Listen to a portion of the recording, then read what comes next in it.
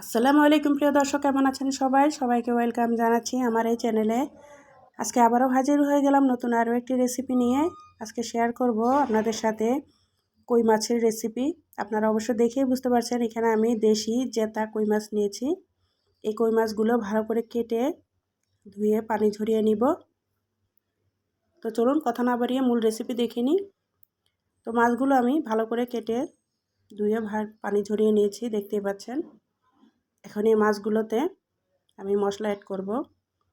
দেখতে পাচ্ছেন কিভাবে কেটে নিয়েছি। এই মাছগুলো খেতে কিন্তু অসম্ভব মজার, আপনারা সবাই জানেন। তো এখানে আমি নিয়ে নিচ্ছি ধনিয়ার গুঁড়ো হাফ চা চামচ, হলুদের গুঁড়ো হাফ চা চামচ, মাছের মশলা হাফ চা চামচ, স্বাদ মতো লবণ আর টালা জিরার গুঁড়ো দিয়েছি, মাছের মশলাও দিয়েছি হাফ চা চামচ। এখন এই সবগুলো উপকরণ ভালোভাবে মাছের সাথে মিক্স করব। এভাবে ভালো করে মশলা লাগিয়ে 10 মিনিট মাছটা রেস্টে রেখে ভেজে নেব।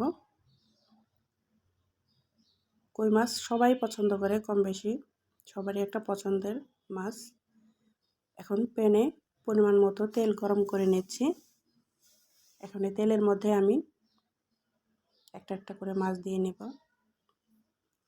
আপনারা যে যেখান থেকে আমার ভিডিওগুলো দেখছেন, আপনাদের সবাইকে জানাই অসংখ্য ধন্যবাদ। যদি আমার রেসিপিগুলো ভালো লাগে অবশ্যই আমার চ্যানেলটা সাবস্ক্রাইব করার অনুরোধ রইল। আর ফ্যামিলিদের সাথে শেয়ার করবেন, বন্ধু বান্ধবীদের সাথে শেয়ার করবেন। দেখতে পাচ্ছেন মাছগুলো আমি উল্টে দিচ্ছি। এভাবে চুলার আগুনটা লোতে রেখে অনবরত কিছুক্ষণ পর পর ভেজে নিতে হবে।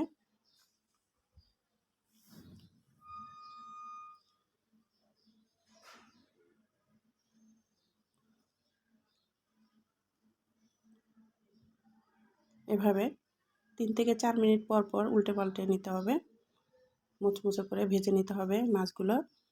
গরম গরম ভাতের সাথে কিন্তু খুব ভালো লাগে কই মাছ ভাজা। এই মাছটা ভুনা করলেও খুব ভালো লাগে। মাছগুলো ভাজা হয়ে গিয়েছে, দেখতে পাচ্ছেন কত সুন্দর কালারফুল হয়েছে।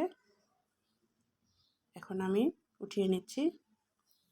এভাবে করে আমি সবগুলো মাছ ভেজে নেব। এভাবে বেশ কিছু মশলা দিয়ে কই মাছ ভাজলে খুব ভালো লাগে। আপনারা বাসায় এভাবে করে ট্রাই করে দেখবেন। এভাবে আমি সবগুলো মাছ ভেজে পরিবেশন করে দেখাচ্ছি। তৈরি হয়ে গেল কই মাছ ভাজার রেসিপি। এই রেসিপিটা আপনাদের কাছে কেমন লেগেছে আমাকে কমেন্ট বক্সে জানাবেন। দেখা হবে অন্য আরেকটা রেসিপিতে। সে পর্যন্ত সবাই ভালো থাকবেন, সুস্থ থাকবেন। আল্লাহ হাফেজ।